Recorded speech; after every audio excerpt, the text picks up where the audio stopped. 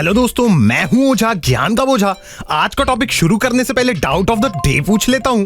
गरम समोसा को खुला रखो तो ठंडा और ठंडे कोल्ड ड्रिंक को खुला रखो तो गरम क्यों होता है? ये खुला वातावरण हमारे इमोशन में ऐसी उंगली क्यों करता है दोस्तों?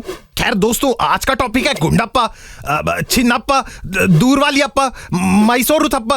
क्या था यार? हाँ, हड़प्पा। सॉरी, भूल गया था दोस्तों, कल गांजा ज्यादा हो गया था।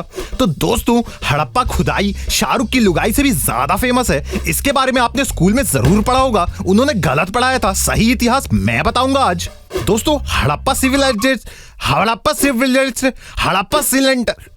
सभ्यता जमीन के अंदर पाई गई थी। मुझे लगता है हड़प्पा की खोज पक्का किसी की बीवी ने किया होगा, क्योंकि गड़े मुर्दे उखाड़ना बीवियों का ही काम होता है। मेरी बीवी ने भी गड़े मुर्दे उखाड़े थे दोस्तों। मैंने उसे रोका कि अभी दादाजी की लाश उखाड़ने का कोई मतलब नहीं है। पुलिस को लगता है कि दादाजी अल्जाइमर की वजह से मिसिंग है। एक ट्रिविया बताता हूं दोस्तों, दुनिया की सभी सभ्यताएं नदी के किनारे पाई गई थी। जैसे एक थी मिस्र की सभ्यता जो नील नदी के किनारे पाई गई थी। मिस्र की सभ्यता में ज्यादातर मिश्रा जी के लड़के रहा करते थे। वैसे ही हड़प्पा की सभ्यता सिंधु नदी के किनारे पाई गई थी। उस नदी का पूरा नाम नवजोत सिंह सिंधु था, जो उस टाइम मिस्र की सभ्यता के द कपिल मिश्रा शो में जज भी हुआ करते थे दोस्तों। हड़प्पा सभ्यता 5000 साल पुरानी होने के बाद भी सबसे डेवलप्ड सभ्यता मानी जाती थी। कहा जाता है कि उस समय मेडिकल में स्टे फ्री लेने जाओ तो पेपर में लपेट के नहीं दिया जाता था। वो ओपन माइंडेड थे दोस्तों। लेकिन कितने भी डेवलप्ड हो दोस्तों, उस जमाने के लोग कैमरा के सामने कपड़े बदल के रील नहीं बनाते थे। तब इज्जत नाम की भी कोई चीज होती थी। हड़प्पा शहर बहुत ही ऑर्गेनाइज तरीके से बसाया गया था। सफाई के मामले में फोर्ब्स की लिस्ट में इंदौर के बाद हड़प्पा दूसरे नंबर पे आता था। सुबह सुबह 7 बजे गाड़ी वाला आया घर से कचरा निकाल वाली गाड़ी पूरे शहर में घूमा करती थी। हड़प्पा की नाइट लाइफ भी काफी चर्चे में रही थी दोस्तों। MDMA, cocaine, LSD, snake bite वहां आम बात थी। कहा जाता है कि समीर वानखेड़े की टीम ने एक बार वहां रेड भी मारी थी और डर के मारे सब लोग अपने ऊपर मिट्टी डाल के छुप गए और ऐसे जमीन में गड़ गया हड़प्पा सभ्यता दोस्तों। कमेंट में राहुल पूछ रहा है कि सर मैंने स्कूल में कुछ और ही पढ़ा था। अबे राहुल, तेरे 7 साल के छोटे भाई की स्कूल 12 बजे छूटती है ना। मेरे चाचा ने नई ओमनी वैन ली है, उद्घाटन करूं क्या? अरे, ये कमेंट क्यों डिलीट कर दिया? लगता है डाउट क्लियर हो गया दोस्तों। एक पुरातत्व विभाग वाले अंकल को रशियन दिलवाई तो उन्होंने बताया कि हड़प्पा में सब एक ही जैसे घर बना के रहते थे। सारे मर्द ऑफिस से घर आते तो कंफ्यूजन में कोई भी किसी के घर में घुस जाता था दोस्तों। शुरू में बीवियों को शर्म तो आती थी, लेकिन बाद में सब कंफर्टेबल हो गए थे।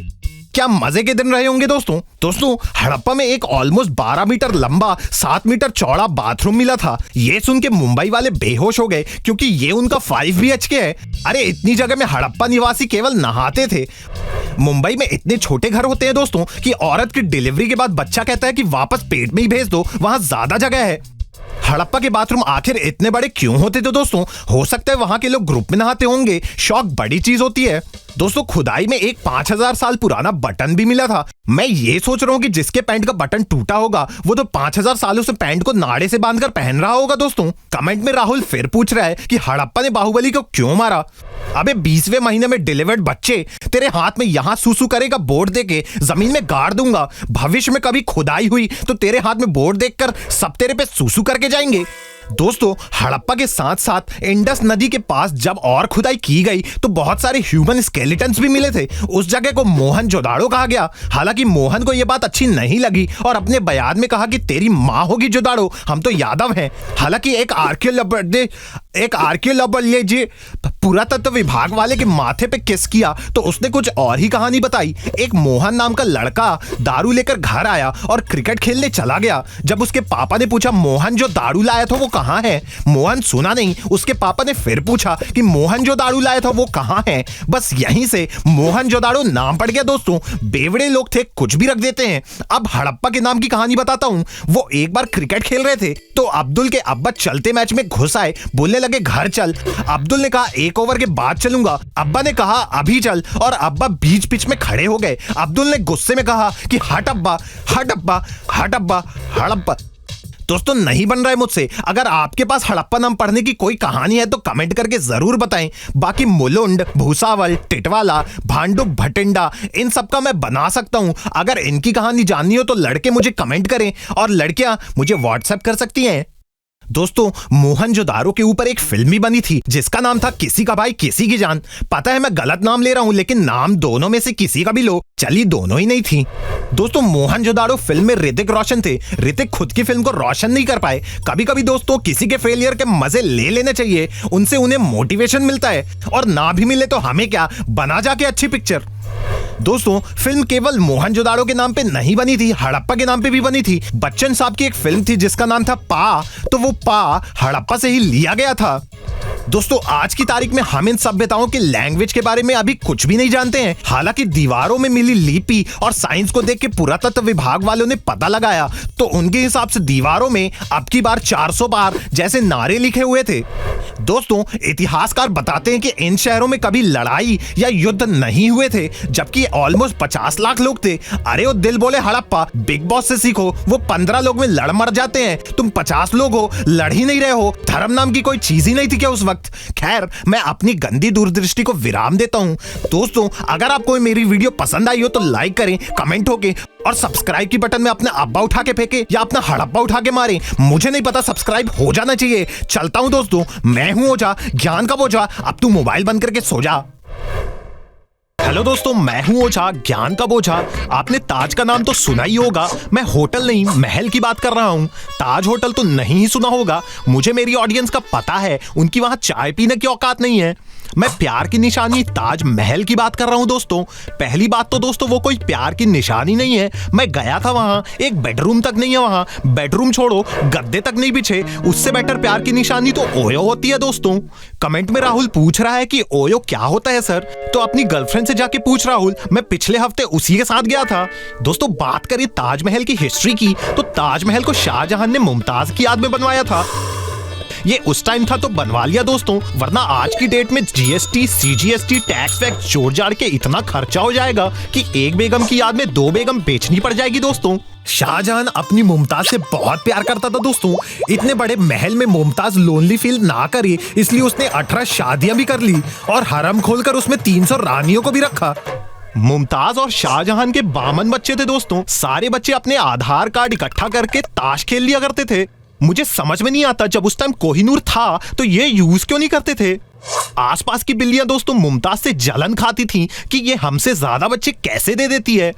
हिस्टोरियंस की माने तो रोज शाम को बच्चे के अटेंडेंस भी लिए जाते थे। Aurangzeb 1 present sir, Hul ul Nisa present sir, Jahangir 2 present sir.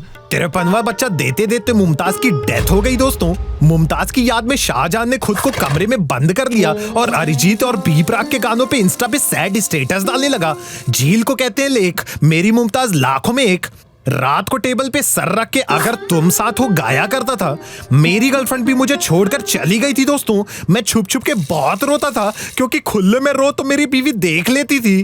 दोस्तों उसने उसकी याद में लगभग 100 दिन तक कुछ भी नहीं खाया था, सिर्फ रात में दबा के मटन खाता था। वो हमेशा कहा करता था कि मेरी बंदी अलग है, मेरी बंदी अलग है, तो उसे मुमताज के लिए कुछ अलग करना था दोस्तों।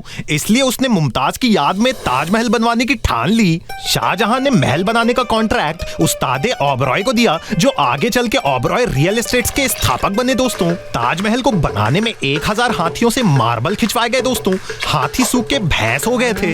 शाहजहां को लगा बेजुबानों पे अत्याचार करना बुरी बात है, तो जो बात कर पाते थे उन पे अत्याचार करने का सोचा और बुलवा लिए 20,000 मजदूर दोस्तों। इन 20,000 मजदूरों से लगातार 20 साल तक काम करवाते रहा, और जैसे ही ताजमहल बनके तैयार हुआ, शाहजहां की एक और बेगम की डेथ हो गई। सारे मजदूरों की फट गई दोस्तों कि फिर एक और ताजमहल बनवाएगा। फिर गए 20 साल, लेकिन ऐसा कुछ भी नहीं हुआ था दोस्तों। उस बेगम का दर्द तो वो एक ओल्ड मॉन्क और 2 छोटी गोल्ड फ्लेक में भूल गया। जब ताजमहल बनकर तैयार हुआ दोस्तों, तो लोगों ने सोचा इसका क्या नाम रखें। किसी ने कहा लोटस ग्रैंडियोर नाम रखते हैं, तो किसी ने कहा रहेजा कॉम्प्लेक्स रख दो।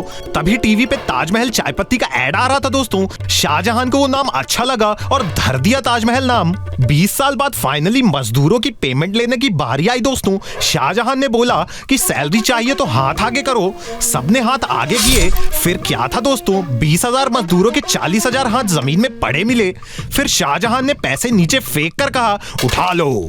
एक कटे हाथ ने शाहजहां को मिडिल फिंगर भी दिखाई दोस्तों। लेकिन अच्छी बात ये थी दोस्तों कि उन मजदूरों के हैंड वॉश के पैसे बचे, सैलरी तुमको 30 रुपए मिलती और हैंड वॉश 150 का आता है। इस तरह और कई खर्चे बचे दोस्तों, जैसे नेल पॉलिश, मेहंदी, दस्ताने, अंगूठी। बस नुकसान ये था कि शाहजहां के किसी भी अच्छे कामों में वो ताली नहीं बजा पाते थे। इस बात पे उन्हें अलग कोड़े पड़ते थे। दोस्तों आज की डेट में हर दिन 1 लाख लोग ताजमहल को देखने आते हैं और उन 1 लाख लोगों में 2 लाख लोग ताजमहल की डुड्डी पकड़ के फोटो खिंचवाते हैं दोस्तों। हिस्टोरियंस के साथ डेट पे गया तो बातों बातों में पता चला कि शाहजहां ने ही पहली बार ऐसे पकड़ के अपनी फोटो खिंचवाई थी और अपने ट्विटर हैंडल शाहजहां@143 में अपलोड किया था। दोस्तों अगर आपको ये वीडियो पसंद आई हो तो लाइक करें, कमेंट ठोकें, सब्सक्राइब की बटन में अपनी अम्मा को बैठा दें। हमें नहीं पता, ये सब हो जाना चाहिए, वरना एग्जाम के पहले एक गाना सुना दूंगा, पेपर लिखते वक्त वही गाना गुनगुनाओगे, कुछ लिख नहीं पाओगे, फेल हो जाओगे। चलिए चलता हूं दोस्तों, मैं हूं ओझा, ज्ञान का बोझा।